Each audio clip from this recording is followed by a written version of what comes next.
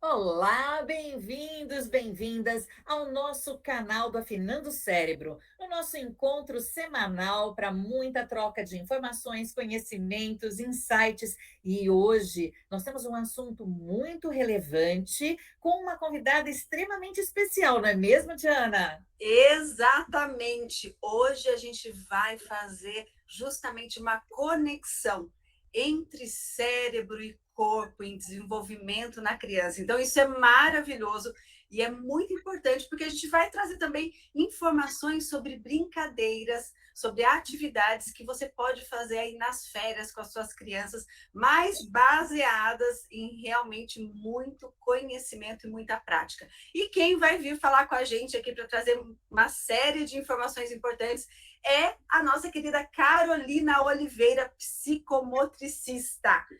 Carol, seja bem-vinda, seja muito bem-vinda. Muitas pessoas ainda não conhecem, né, o trabalho de um profissional da psicomotricidade. Então, você poderia contar para a gente primeiro como a psicomotricidade chegou até você e o que a psicomotricidade pode trazer de benefícios no desenvolvimento da criança?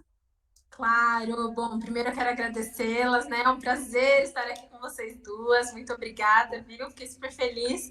E esse é um tema realmente que me encanta bastante. Então vai ser muito bom conversar com vocês. Diana, como você mesma disse, a psicomotricidade é algo que ainda, né, poucas pessoas conhecem hoje, infelizmente, mas tem sido muito, né? Eu sou pedagoga, então eu sempre trabalhei em escola, professora tanto de educação infantil quanto de sociais, e foi na sala de aula, observando as dificuldades e as diferentes demandas, né, das crianças no processo de aprendizagem, que eu acabei conhecendo a psicomotricidade. Então, no começo, eu fui estudar desenvolvimento psicomotor buscando referências para ajudar os meus alunos. Mas acabei me encantando por essa ciência e que tem a possibilidade de atuação também na área clínica, né? Então, hoje, eu atuo tanto com a estimulação, formação de professores, mas também na área clínica com terapia psicomotora. E aí, nessa trajetória, você mesma acabou de falar, né, dos materiais, ao longo desses últimos 2, 3 anos, eu criei também uma linha de materiais, justamente para a gente trazer essa possibilidade de estimulação psicomotora em casa, né, através de materiais diversos. E isso veio muito do que eu conheci na Europa. Na Europa, a psicomotricidade é algo já assim muito avançado, né? E no ano que eu morei e trabalhei lá, eu vi esse olhar para essa ciência do desenvolvimento psicomotor num outro lugar. Então, eu trago um pouquinho disso para o meu trabalho aqui. Maravilhoso. E, Carol, quais as contribuições dessas atividades corporais no desenvolvimento da criança nas diferentes fases da vida escolar? Olha, na realidade, quando a gente fala em desenvolvimento psicomotor, é importante que a gente está falando em 3 blocos de desenvolvimento, né? Então, a gente está olhando aqui a questão cognitiva, também para o que a gente chama de psicoafetivo, e por último, um aspecto é o sensório-motor, então associado ao que é sensorial e também motor. Tudo isso junto é o que faz o desenvolvimento motor acontecer. Então, por mais que o nome seja um nome difícil, um nome até estranho para algumas pessoas, o desenvolvimento motor trabalha com o que é muito simples, com o que é muito comum, né, a todas as crianças. Quando a gente olha, por exemplo, na educação infantil, né, nesse intervalo aí da primeira infância, especialmente do 0 aos 6 anos, esse desenvolvimento motor ele está acontecendo muito intensamente, né? Então a gente tem a aquisição não só dos marcos psicomotores, serve ali no bebê, né, até os 2 anos, mas todo o desenvolvimento de todos esses 3 aspectos que eu citei no começo. Então, a gente pode observar, se fizer esse recorte da educação infantil, tudo que a criança passa ao longo desses primeiros 6 anos acontece através desse desenvolvimento motor que vai amadurecendo no entrelaçar dessas 3 áreas. Não, perfeito. E agora, pensando nesse desenvolvimento neuropsicomotor, você percebeu algo de diferente no desenvolvimento das crianças na pandemia e agora, após essa fase mais crítica da pandemia? O que que aconteceu nessa área psicomotora? Olha, nós neurologistas, falamos agora nesses últimos 3 meses, principalmente, que acho que a gente nunca viu uma demanda tão grande pela intervenção e estimulação psicomotora na infância. Eu digo que a gente ainda nem consegue explicar que gap é esse no desenvolvimento psicomotor, mas a gente está começando a perceber agora, né? Então, por exemplo, em casa, a gente percebe famílias que trazem o relato de crianças com dificuldade no desenvolvimento de autonomia,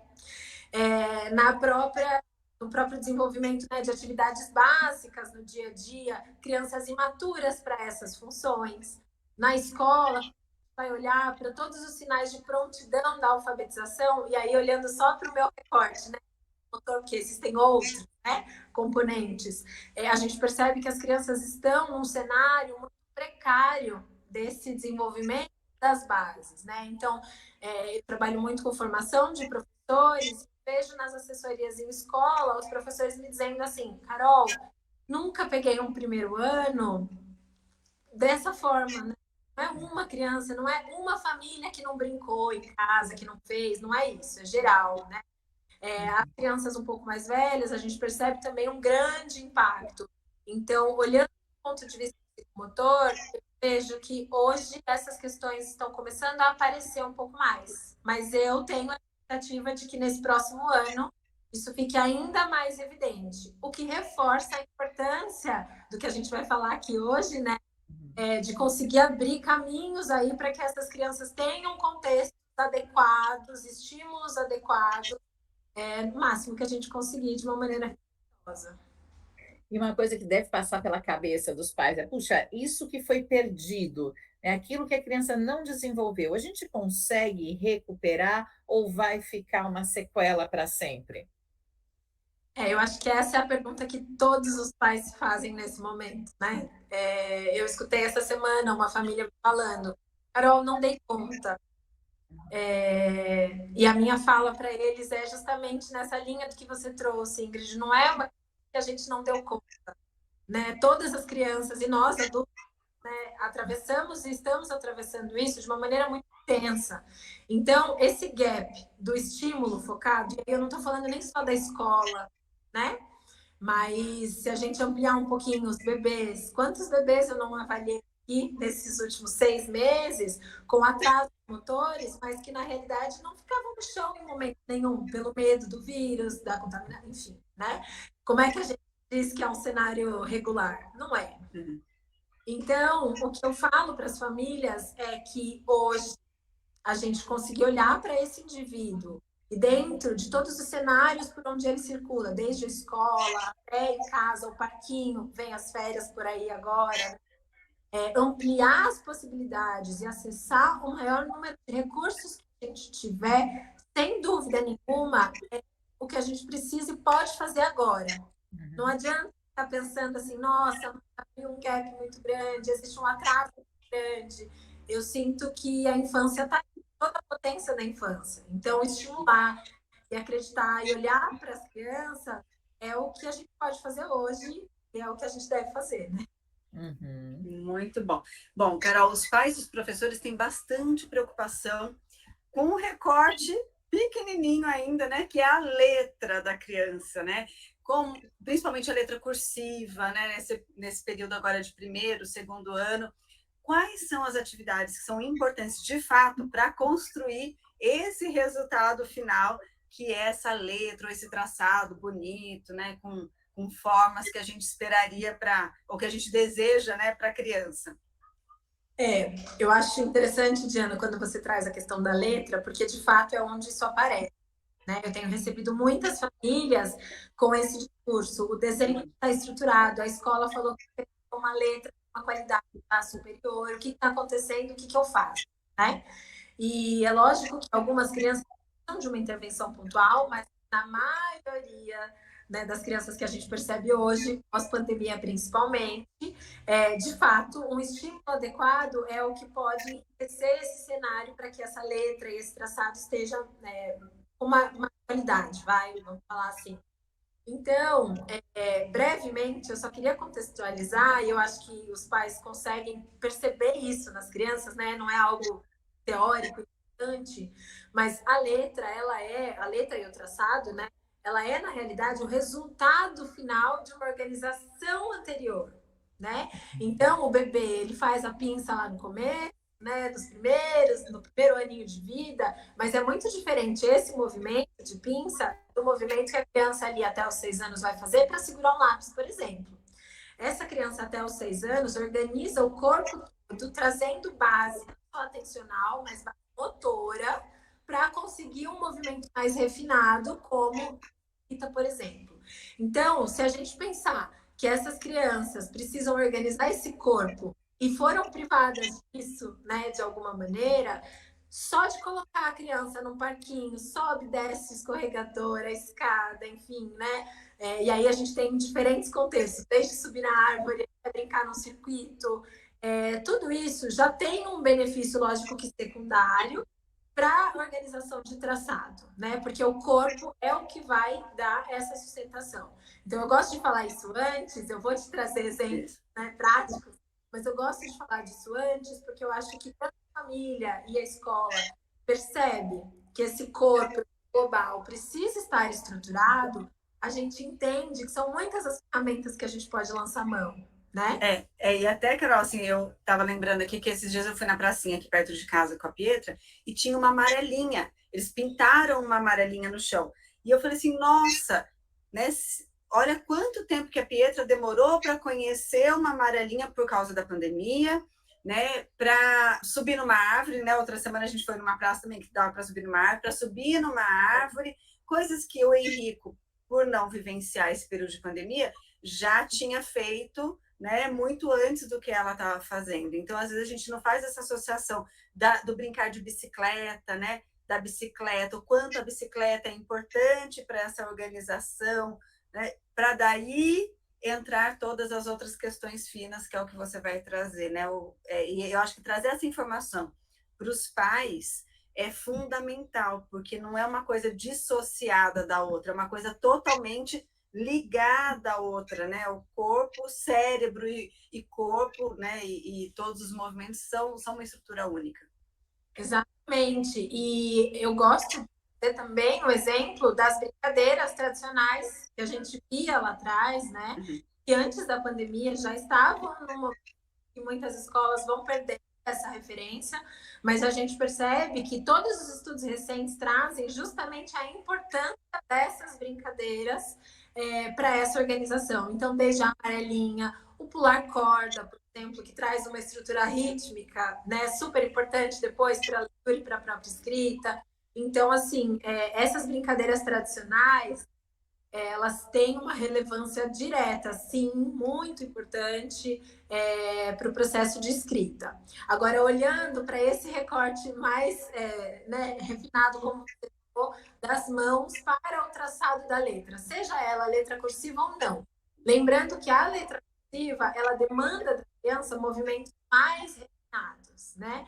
A letra bastão, ela vai trabalhar, ela vai ter como pré-requisito outros aspectos, mas a gente pode falar agora das duas, pensando aí no cenário que a criança estiver inserida, né? Tanto numa letra quanto na outra.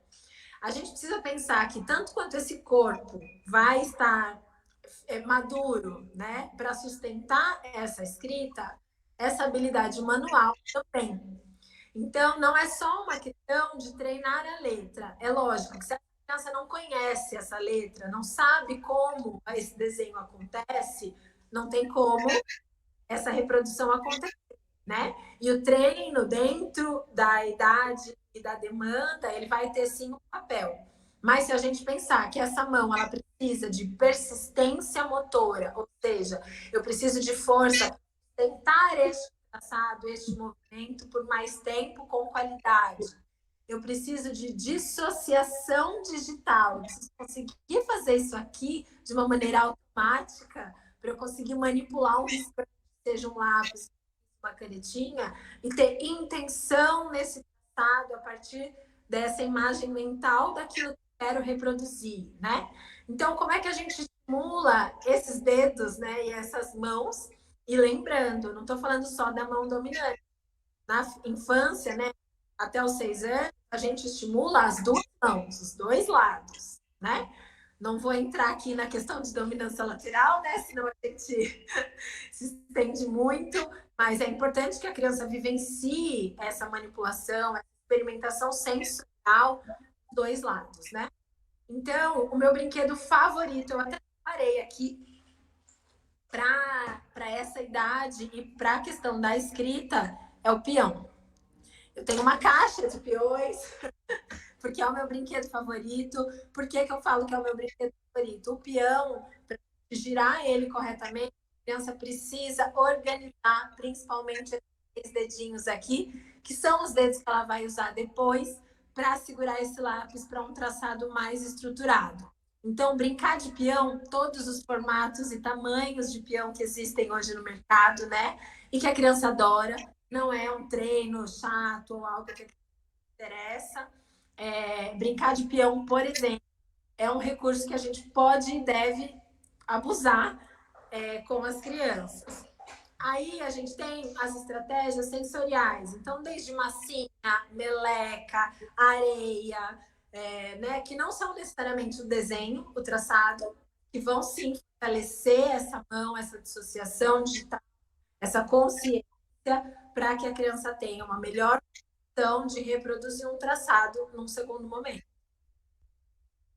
Carol, você está falando, eu estou lembrando tanto do professor Norberto Rodrigues, que há 3 décadas atrás, ele falava da importância de se trabalhar, por exemplo, esses movimentos que você fez para, para melhorar, para refinar os movimentos da fala, porque as áreas corticais são muito próximas. Então, você falando, eu lembrei, puxa vida, o quanto trabalhar com com esse movimento digital fino ajuda também a precisão articulatória da criança, e como é maravilhoso a gente ver que tudo isso está integrado, você está trabalhando uma coisa e está ajudando outra. Né? E aí, fico pensando aqui, né? A gente está chegando num período de férias escolares daqui a pouco, e tem tantos tipos de brincadeira que podem ser lúdicas e trazer essa contribuição, né? Então, o que os pais, os avós, as madrinhas, enfim, as pessoas que ficam com crianças podem propor para elas e que já seria também uma contribuição para esse desenvolvimento tão útil para a volta às aulas? Eu tá aqui tá falando em férias, eu falo assim, é um período que as crianças estão de férias, mas os pais, cuidadores, não, né? De maneira geral. Uhum. Eu gosto de pensar em quais são os recursos possíveis para a gente entender qual é o cenário que a criança de fato vai estar inserida, né? Eu falo sempre que as telas são o primeiro recurso que a gente acaba usando, e a tela não é. Eu acho que isso é importante a gente lembrar. Existem recursos que são recursos de fato interessantes para esse desenvolvimento. Vocês estão aqui, inclusive, sabem disso muito melhor que eu, né? Existem recursos super interessantes. Agora, olhando a questão corporal, um segundo. Então, o que a Carol está falando? Que o afinando o cérebro é um ótimo recurso de tela que a gente pode utilizar, né? E que é um estímulo. Então, assim, as telas não são o vilão, né, Carol? O que é o vilão é o conteúdo e o tempo. Né? Acho que toda a dosagem, né? O cérebro precisa de diferentes tipos de estimulação.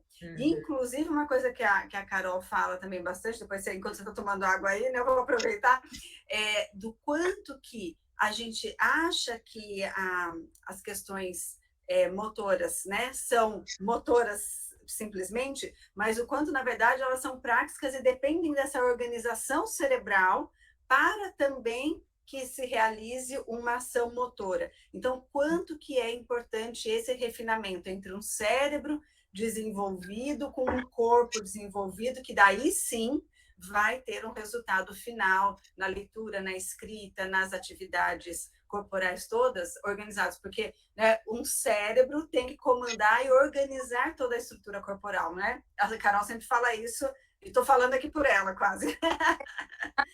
Ana, eu acho que trazer um pouco o conceito, né, da praxia, ela é super importante, Porque quando a gente fala em coordenação motora, a gente está olhando só para o movimento, né? Mas quando a gente está falando em praxia, que é esse conceito que a Diana trouxe, a gente não está falando só do movimento, a gente está olhando para um planejamento mental que vai estar associado a essa resposta motora. E a criança, especialmente do 0 aos 6 anos, está construindo essa praxia, com essa qualidade que ela pode fazer, né? E a praxia fina, dentro dela, é que a gente recorte da escrita, por exemplo. Então, se a gente pensar, vou dar o exemplo da corda, que eu trouxe anteriormente, né? Essa criança não está simplesmente pulando, ela precisa ter a leitura e a percepção de que intervalo de espaço é esse, intervalo de tempo é esse. Então, aí sim, a gente vai dosando, né, esse estímulo ao cérebro, paralelamente ao que a gente traz de motor corporal, repertório corporal, para essa criança integrar tudo isso. Agora, voltando a que brincadeiras e que possibilidades a gente traz, né, a essa infância. Resgate dessas brincadeiras que a gente sempre conheceu, eu acho que é um recurso, sim, muito interessante. Até porque as crianças precisam desse repertório e é um repertório prático, né? Então, são brincadeiras... Lembra daquelas 5 Marias que a gente brincava lá atrás, né? E que hoje as crianças inventam com bolinhas, com coisas diferentes, e não só com as almofadinhas que a gente fazia de grãos lá atrás, né? De areia. Mas essas brincadeiras, por exemplo, vão fazer com que a criança planeje o movimento e refine o movimento ao mesmo tempo, né? Então, todas essas brincadeiras clássicas, elas são muito relevantes e interessantes. A criança gosta, né? A criança busca. Agora, a gente tem recursos novos, né? Que a gente pode usar. Até separei alguns exemplos, mas, por exemplo, o peão, como eu é um recurso que vai trabalhar esse movimento mais refinado. Eu sempre penso que a gente tem propostas estruturadas, ou seja, as brincadeiras que existem ali dentro de um contexto de começo, meio e fim. Então, o que eu faço com esse jogo? O que eu faço com esse brinquedo? O que eu faço com esse material? E também as não estruturadas, que são aqueles materiais que a criança pode criar livremente, né? Então, os pequenos gostam muito daqueles utensílios de cozinha, de o que eu posso fazer com isso, né? Que função tem uma colher de pau, por exemplo. Para os mais velhos, já vai trazendo outros materiais que eles não têm uma resistência, porque o colher de pau para uma criança de 6 anos, às vezes, vai ser... Carol, não, né? Por mais que ele possa inventar brincadeiras com isso. Mas aí a gente vai ampliando e trazendo novos recursos para que essa criança dê significados também. Então, o peão eu falei, né, para vocês.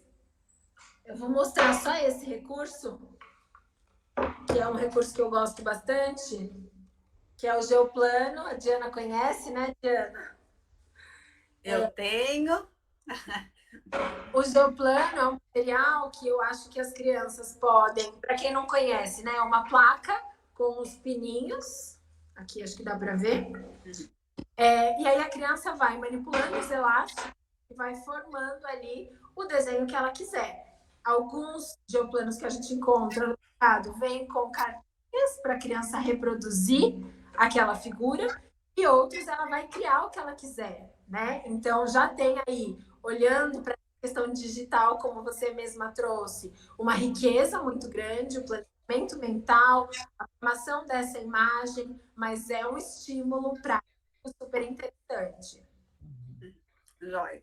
Carol, além de atuar, então, como psicomotricista, você tem toda essa novidade aí de desenvolver materiais, até você tem uma loja de brinquedos educativos, né? Dentro da sua vivência aí, com a experiência de ter os brinquedos, de desenvolver, o que você sente que encanta mais as crianças e que traz um benefício? Você falou do peão, do geoplano, o que mais que tem aí que a gente poderia listar?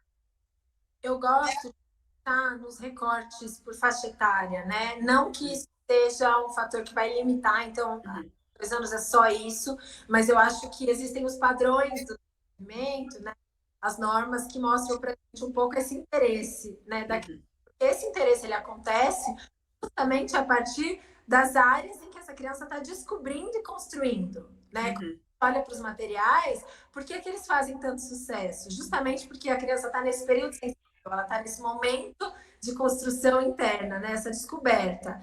Então, não é à toa que faz sucesso com essa aquela idade, né? Não é mágica o que a gente faz. A gente estuda desenvolvimento para entender que recurso pode ser interessante nessa fase.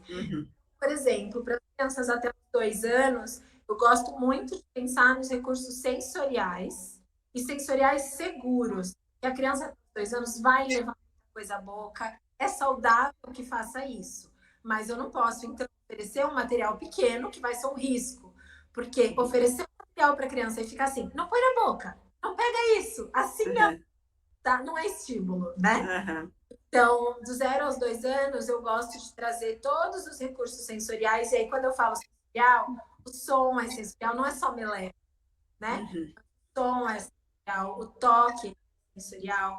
Tem muitas maneiras de olhar a estimulação sensorial, sempre de maneira segura. Então, a gente aqui tem, por exemplo, desde as tintas naturais, até as areias que a gente faz, né, em grãos. Porque caso essa criança, enquanto está explorando, leve a boca, isso é seguro. E por que que o recurso sensorial ele é importante, especialmente do 0 aos 2 anos? Porque é a partir desse input sensorial, ou seja, do que essa criança sente, que ela vai conseguir trazer uma resposta motora de mais qualidade. Então, já é comprovado que para essa criança tentar engatinhar, andar, ela precisa, sim, explorar diferentes texturas. Agora, dos 2 anos para cima, e aí eu falo 2, mas cada família, né, sabe esse recorte, onde que ele está para essa criança, a gente já consegue usar outros recursos, porque já essa fase oral já não é mais tão intensa, né? Então, o sensorial, ele vai para um outro lugar, essa criança pode sim explorar o sensorial já de uma outra maneira, né? Não tão com o corpo todo, começa a ver mais uma manipulação manual. E aí os jogos e brincadeiras que têm um estímulo cognitivo associado, né, Diana? Então, é dar esse movimento, é raciocinar e entender o que que eu faço aqui para isso dar certo, né? Como é que eu disso? Um jogo que eu acho que você também tem, que é esse aqui. Esse é o jogo da memória sensorial tátil. Então, por exemplo, uma criança de 2 anos pode explorar os blocos, mas ela não vai saber estruturar isso. Como funciona? Cada bloquinho aqui dentro, então é um jogo para a criança ficar com a ponta do dedo, né?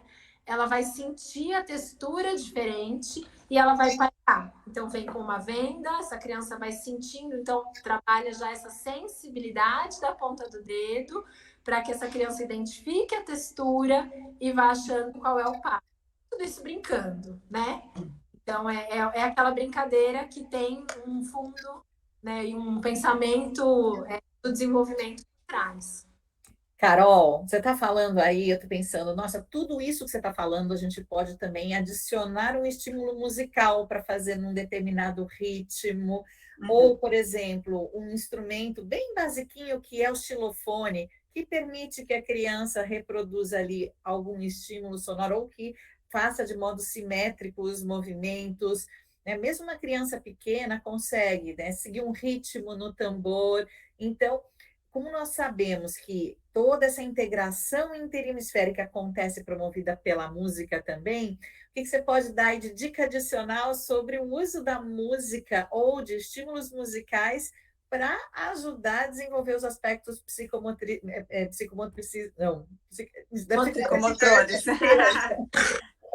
psicomotor. É um trava-língua.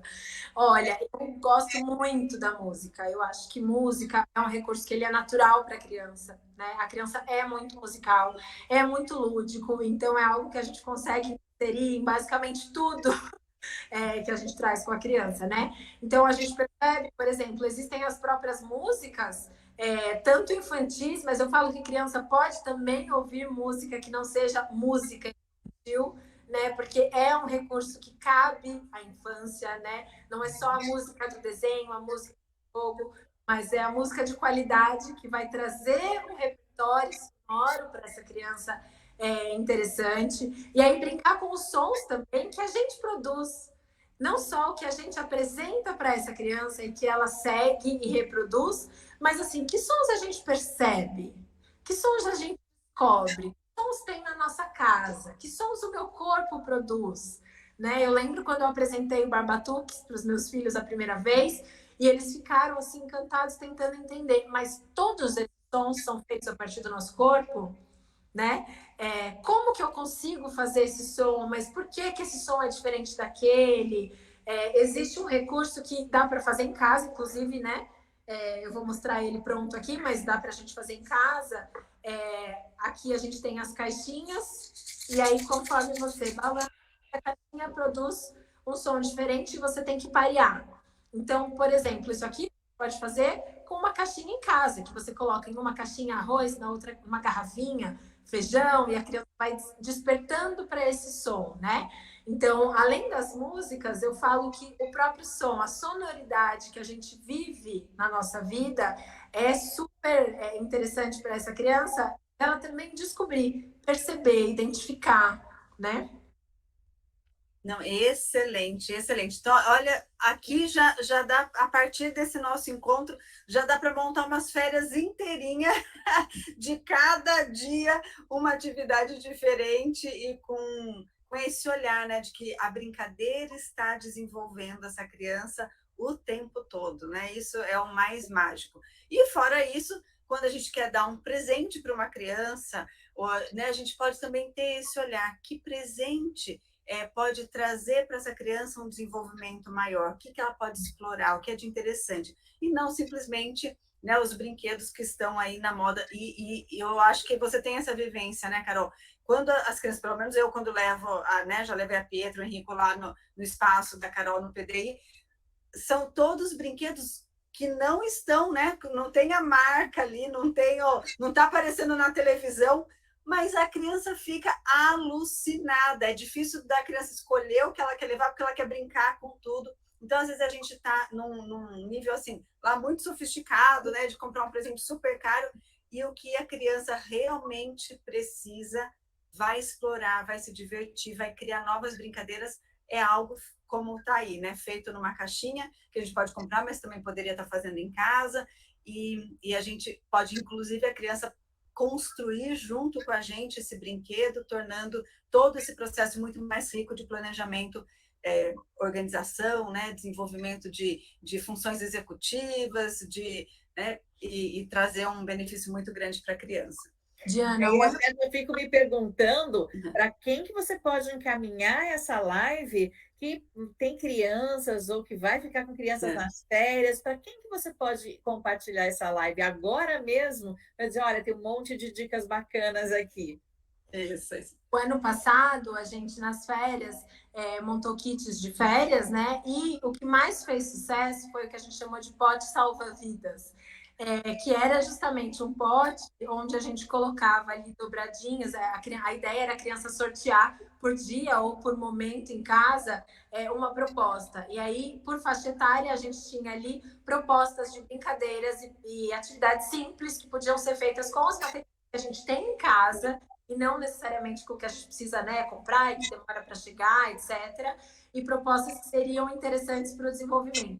A gente vai reformular, e aí eu disponibilizo para vocês também, porque as pessoas podem montar em casa o seu próprio pode salvar vidas para ir acessando ao longo das férias, porque tem sim muito recurso interessante, né? Muito bom. E olha só, vamos pedir para a equipe colocar aqui embaixo, então, o link dos seus contatos, Carol, porque acho que tem muita coisa que você, seguindo a Carol também, vocês vão ter muitas ideias para esse período de férias agora. E PDI em Caixas, é isso, né, Carol? @PDI em Caixas. @PDI em Caixa, esse é o perfil só dos materiais, né? Então, a gente todos os brinquedos, tudo que a gente produz, ali é o perfil onde a gente compartilha todos esses materiais. Joia, muito bom.